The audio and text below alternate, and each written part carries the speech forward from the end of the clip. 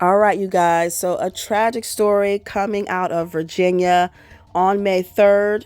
Michael Bosworth Jr., he was a high school senior from Spotsylvania County, Virginia, and he was out with friends in the middle of the night. Supposedly, it was about 3 o'clock in the morning. They were filming a ding-dong-ditch prank for TikTok, knocking on strangers' doors and running. But what they didn't expect was that one of those strangers, 27-year-old Tyler Butler, would come outside and open fire. And sadly, Michael was shot and killed, and one of his friends that was with him was seriously injured. USA 9 News at 5:30. Tonight, the debate continues. Was a shooting in Spotsylvania County self-defense or a social media prank gone wrong? That's right. We've been following closely. A man claims he shot and killed a teen because he thought there was a break-in at his house. Court documents say the teen and his friends were in the middle of a viral TikTok challenge. Yeah, so this morning, that man appeared in court for the first time after he was charged. Our Matthew Torres gets us up to speed.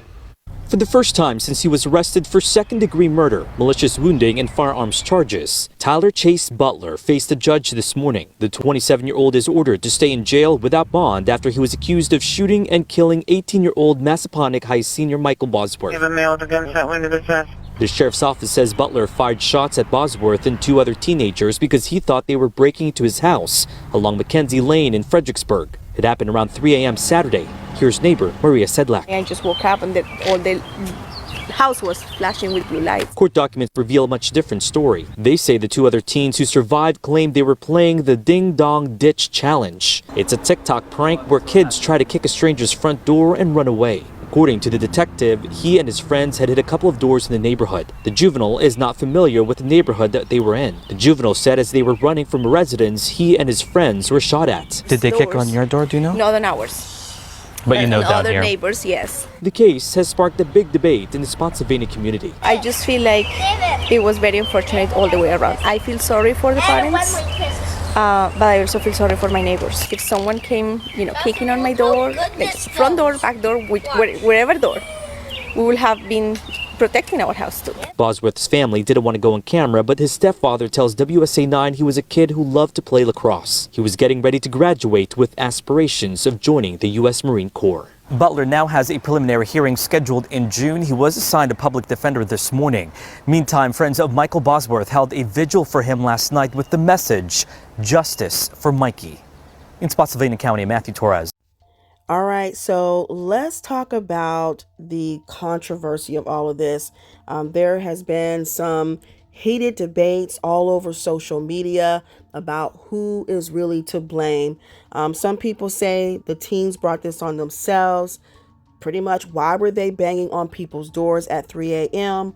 What did they expect? Some people are arguing that a prank isn't a death sentence. Shooting someone over a knock at the door is murder, plain and simple. But there are several people on social media stating that it wasn't just a simple ring the doorbell and run, that these kids were actually kicking on this man's door. And you actually see this trend happening on TikTok, and it hasn't just started. It's been going on for a little while. But let's take a look at one situation where there were some kids who were kicking at this lady's apartment door. They had their camera set up, and when she opened her door, she actually took the camera. And so when the police was called, they were actually asking for her to apologize to them for taking her camera. Meanwhile, she's in her apartment minding her own business, and they're kicking and banging at her door. So let's take a look at this nonsense.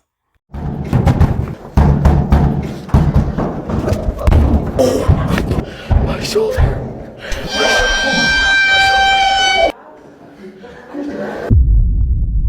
3 hours later. We apologize. How about we apologize And she apologized to us. I'll see if she's okay with that. Hello. If you apologize to them, they said they're okay with apologizing to you as well. Here's the thing. I won't press charges. Can I just get a quick nay-nay?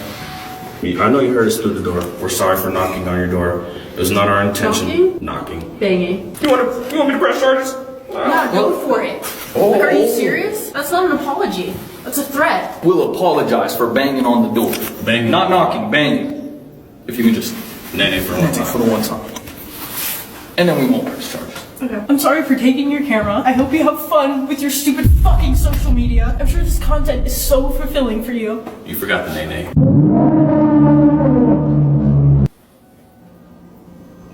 If not, you can hit the whip. I'll come back with you in a minute, okay? I feel bad. And you should feel bad. Leave people alone. The way I see it, I understand kids are going to be kids doing pranks, but you should limit your pranks to your family and to your friends. Pranking complete strangers, especially in the middle of the night at 3 o'clock in the morning, and filming it for TikTok, in my eyes, is not smart and it's not harmless, especially in today's world where fear and violence is at an all-time high. And as you can see in this video, it's nighttime. Some kids are knocking, but then you've got some kids that are kicking people's doors. So just imagine being asleep at 3 o'clock in the morning and you hear someone kicking and pounding at your back door. You have no idea that these are just kids out doing a prank at 3 o'clock in the morning. That's not the first thing that's going to go through your mind. Most people will probably jump up. That adrenaline is going to start kicking in, and it's like, almost like that fight or flight response that happens in the body. So sadly for Mr. Butler, it looks like they initially did not file charges, but then after they did their investigation, like they said, he was arrested. He was charged with second-degree murder, malicious wounding, and 2 counts of use of a firearm. So a lot of people feel like he should not have been arrested. And then there are people who are blaming TikTok for all of this. But someone said that, TikTok didn't make 3 people go to someone's safe haven, kicking the door and rattling the doorknob at 3 a.m. when that person's in their deepest sleep and your mind goes into survival mode. And this is exactly why these type of, challenges and little trends and knocking on people's doors, and now this whole kicking at people's doors, you cannot predict how a person is going to respond. So you need to leave people alone. Parents need to talk to their kids about, leaving these pranks right where they're at on TikTok. Don't engage in stuff like this, because sadly, this young man was supposed to go to prom that day, later on that day. And, he lost his life for what? For a TikTok challenge. It's just really sad. But in regards to the controversy, some people are feeling as if the homeowner should have never been arrested. Some people are stating that if the kids were running, he should have never, pulled the trigger. But from what I've read, it sounds like the kids were coming from the back of his home, because sadly, this young man was shot in the chest. So it definitely appears that they were not running away. But overall, the whole situation is just very unfortunate. Parents have to hold their kids accountable and talk to them about these stupid challenges for clicks and views on social media, because it's just not worth possibly losing your life over it. So if this video resonates with you, please consider sharing it with a friend, a parent, a teen in your life. Let's keep the conversation going down in the comments below. Stay safe, you guys. Stay aware, and I'll catch you all in the next one. At first, she feared it was a home invasion, but as West News' Dave McDaniel explained, she was later told it may have been a damaging prank.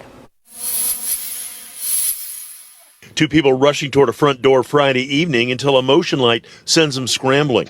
Another video in the same Seminole County neighborhood showing a car pull up and people running up to a different house.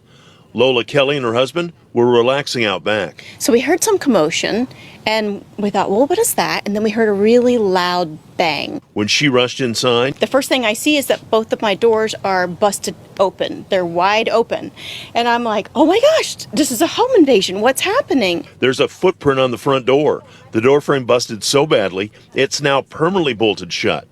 The cops she called, telling her. So there's this TikTok challenge right now where you film yourself doing, instead of ding dong ditch, you ding dong kick the door as hard as you can. She suspects teenagers, but nobody's been identified at this point. Certainly, in a perfect world, she'd like to see these teenagers identified and be held accountable. But the biggest picture for her is have parents sit down with their children and talk to them about how inappropriate this is and dangerous.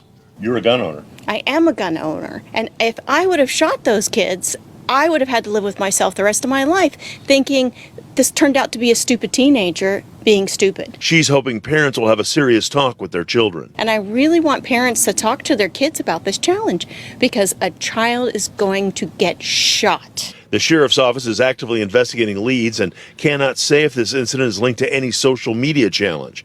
Videos of similar incidents date back a few years online. Kelly says it must stop. Yes, before some parent has to pick up their kid in a body bag.